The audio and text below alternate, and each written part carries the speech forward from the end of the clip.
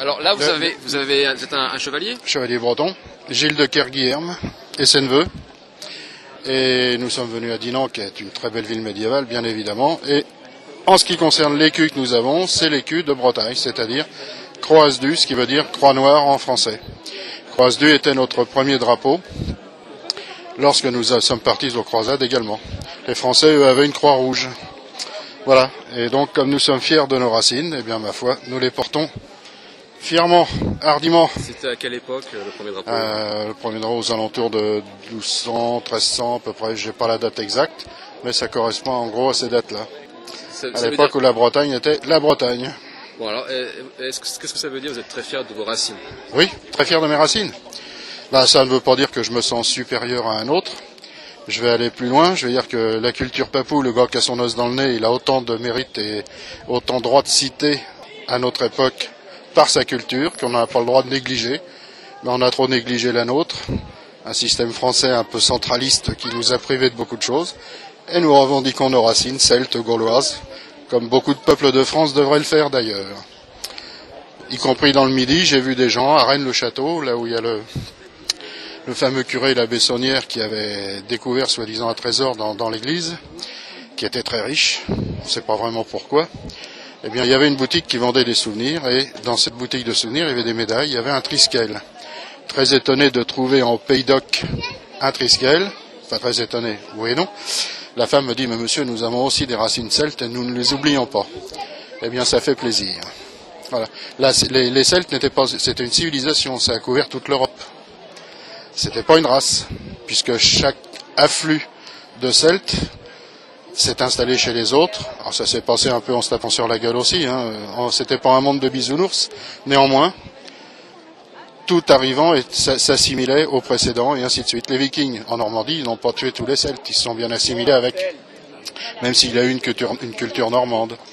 Et en ce qui concerne la Bretagne, tous ceux qui sont venus de l'île de Bretagne, c'est-à-dire ce qu'on appelle la Grande-Bretagne à l'heure actuelle, se sont fondus avec les Armoricains, qui avaient été quelque peu décimés par monsieur Jules César et ses hordes.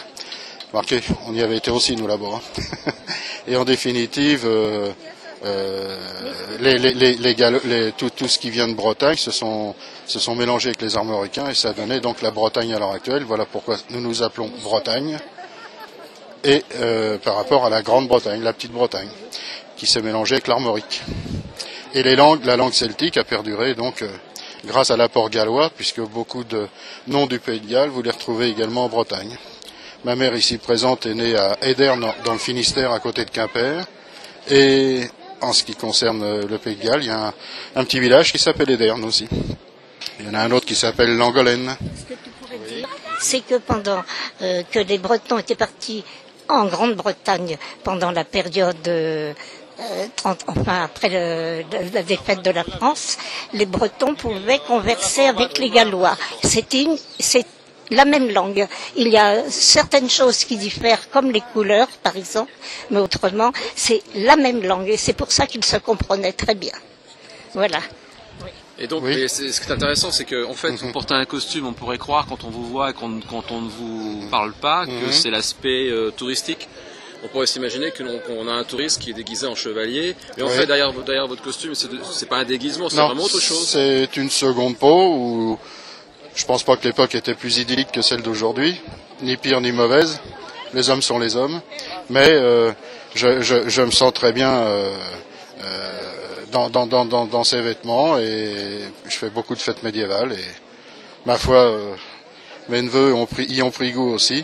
Donc vous faites des reconstitutions historiques? Non, je ne fais pas de reconstitution historique pour la bonne raison que je n'appartiens à rien. Je ne suis pas dans un club ni quoi que ce soit. On se retrouve avec beaucoup de gens qui viennent d'un peu partout. On se reconnaît évidemment de par nos costumes.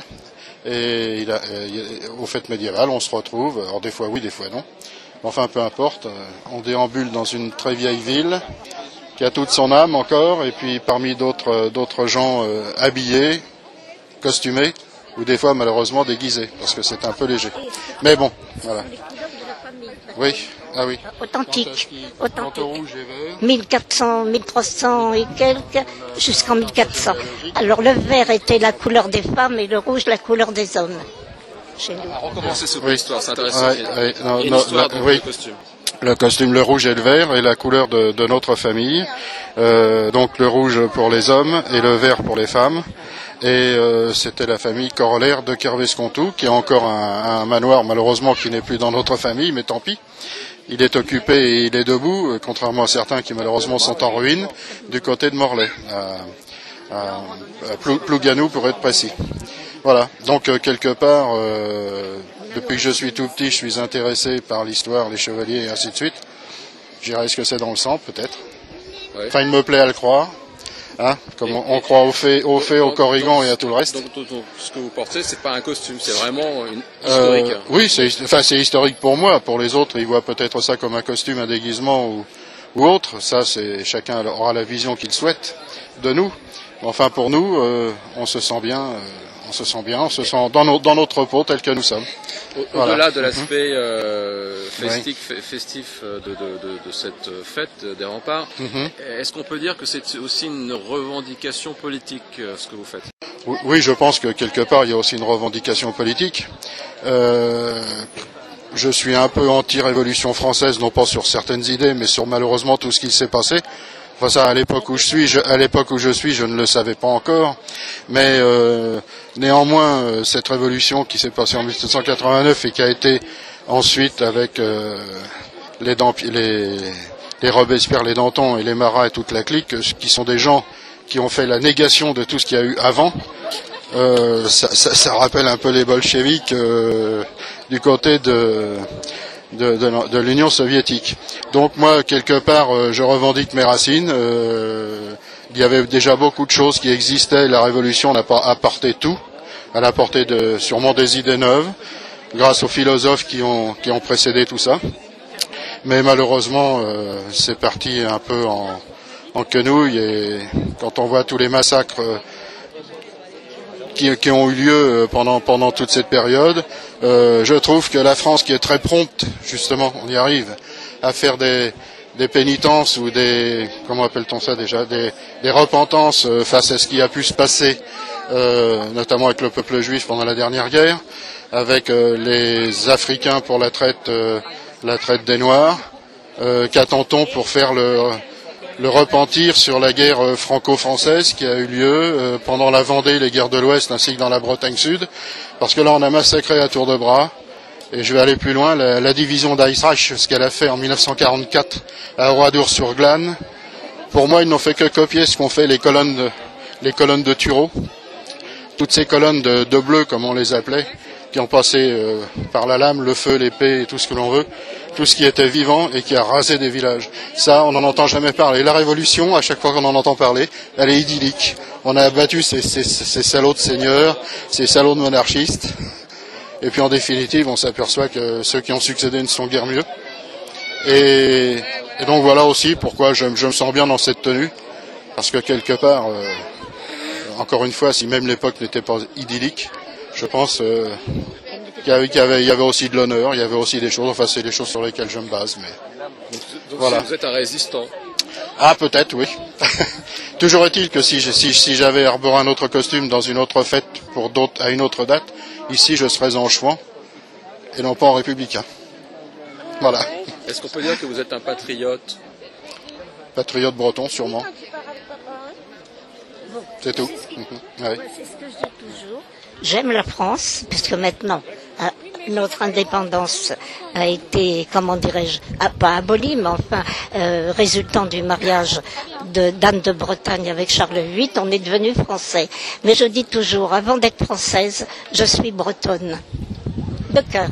Est-ce que vous parlez le breton? Je l'ai parlé jusqu'à 8 ans, malheureusement. Et comme mes parents sont venus habiter la région parisienne, à Saint-Cyr-l'École, où il y avait l'école militaire, eh bien, j'ai perdu le breton. Tout comme j'ai appris l'anglais au collège, je ne l'ai pas parlé, eh bien, je l'ai oublié. Je le comprends, cependant. Je comprends le breton, je comprends l'anglais, à condition qu'on le parle lentement. Mais j'ai parlé breton puisque ma grand-mère, qui ne savait pas parler français, quand elle venait nous voir en région parisienne, elle quittait ses amis ou ses voisins en leur disant « Je vais à Paris, je vais en France ». Vous vous rendez compte? Et elle est morte en 1900... quand je me suis mariée en 49. Elle est morte en 1948. Oui, oui. Dans votre famille, donc, votre famille a eu l'interdiction de parler le breton. Ah oui, mon père me l'a dit. Quand on a eu l'interdiction de parler breton, mon père me racontait dès qu'il parlait breton, on leur mettait un sabot avec une corde au cou. Et il devait attraper un autre petit garçon qui parlait breton pour lui passer le sabot pour s'en débarrasser. C'était de la... Et le dernier, à la fin de la journée de la classe, se retrouvait avec des verbes ou des phrases à faire en français qui étaient un peu tordus pour lui. C'était les 100 lignes, des choses comme ça. Et malheureusement, dans les cours d'école de ce cher monsieur Jules Ferry, en Bretagne, il y avait marqué « Interdit de cracher par terre ou de parler breton ». Voilà. Et voilà. Alors pour l'unité de la France, bon, je vois bien, on peut apprendre le français. On n'est pas pour autant forcé d'éradiquer une langue. Et comme je reviens à ce que je disais tout à l'heure, si langue papou existe, eh ben, elle a autant de mérite d'être là, d'être défendue au même titre que la langue bretonne ou que la langue française, qui sont d'ailleurs les premiers à s'insurger lorsqu'ils sont menacés dans des pays comme le Canada ou ailleurs, par l'Amérique, par l'anglais, l'anglo-américain. Donc, est-ce qu'on peut dire que cette rencontre des fêtes des remparts, au-delà de ce côté costume et festif et donc touristique, il y a vraiment un idéal politique derrière? Je pense que oui, en ce qui concerne donc cet idéal politique, je pense qu'il y a peut-être beaucoup de gens qui viennent pour le côté festif. Il y a certainement des gens qui viennent parce que amoureux de l'histoire ou se sentant concernés par l'histoire, et quelque part c'est ne pas vouloir perdre ses racines que de s'habiller comme ça. Et est-ce qu'on peut dire que vous avez un sentiment que la culture bretonne est menacée? Oui. Alors je pense que la culture bretonne, bien sûr, elle est menacée, mais quand on voit le peu de breton ou le peu d'émissions bretonnes qu'il y a à la télé, justement, si on fait un comparatif avec le Pays de Galles, au Pays de Galles, il y a énormément d'heures de gallois, ce qui les empêche pas par ailleurs de parler anglais et d'être intégrés dans le Royaume-Uni. Bon, la démocratie, on s'en targue beaucoup en France, elle est surtout, elle est rarement exercée. Le Pays de Galles a retrouvé son parlement il y a quelques années, l'Écosse aussi. En France, malheureusement, dès qu'on commence à parler d'autonomie, déjà les cheveux s'hérissent. Comment la France, la République unie, intouchable, indivisible, indestructible, non, ailleurs, ça n'empêche pas le Royaume-Uni de rester le Royaume-Uni. Néanmoins, le Parlement écossais, le Parlement gallois légifère. C'est d'ailleurs ce que nous faisions ce que nous avions le Parlement de Bretagne en 1789 légiférait encore.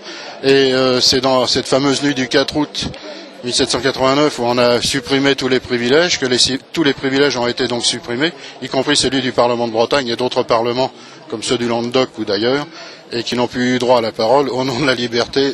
Je dirais que c'est là qu'on rigole, parce que au nom d'une certaine liberté, on a supprimé un tas de libertés.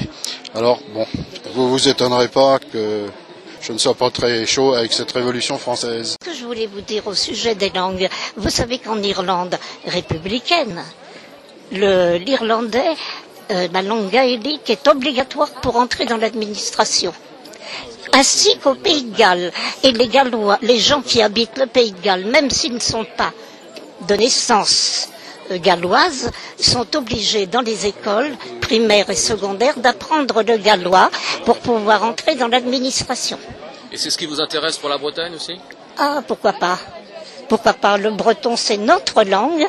Bon, et c'est une langue qui est à l'origine de celtique, a eu combien de rameaux? 3 rameaux.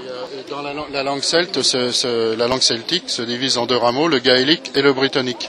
Dans le gaélique, vous avez l'irlandais, l'écossais et l'île de Man, l'île des chats sans queue. Et vous avez le britannique qui comprend... Les chats sans queue, l'île de Man? Non, je dis ça parce que ce chat est assez emblématique de l'île de Man, c'est un chat sans queue, naturellement. Et donc pour le gaélique et pour le britannique, vous avez le gallois, le breton et la cornouaille britannique, où malheureusement cette langue s'est éteinte dans les années, si ma mémoire est bonne, dans les années 1740, et elle est reprise à l'heure actuelle par beaucoup d'écoliers dans la Cornouaille, dans le Devon, qui se veut très celte. Si vous allez un jour là-bas, vous verrez que on revendique sur les panneaux là-bas aussi. On barbouille certains panneaux et on met Cornwall, Cornouaille. Vous parlez le breton? Oh, quelques mots malheureusement. parce que ma mère ici présente, ses grands-parents le parlaient énormément, et je n'ai pas pu malheureusement l'apprendre comme je le voulais. Alors je connais quelques mots. À cause de l'interdiction, quoi. À cause de l'interdiction, et puis que malheureusement il n'y avait pas d'école d'Iwan à l'époque. Si je l'avais appris, ça aurait été grâce à ma mère ou à mes grands-parents. Et l'école d'Iwan n'existait pas à l'époque, puisque je vais atteindre mes 62 ans.